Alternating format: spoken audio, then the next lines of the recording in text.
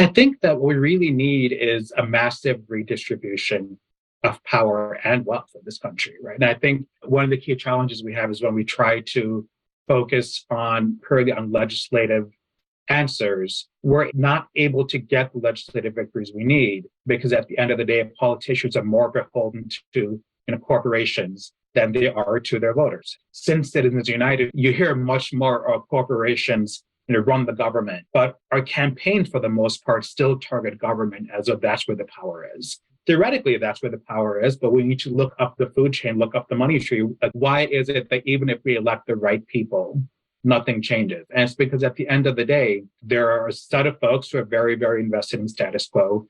And those folks are able to make sure that any changes we get are crumbs, but nothing structurally changes. And so I think the key thing we need is to figure out, the biggest thing would be, how do we actually chip away at their power? And I think the only way to really do that is by organizing. We need to organize, and we need to organize with an explicit analysis of who's in power. How do they use race to keep them in power? How do we actually advance policies to build our power in a way that takes away their power?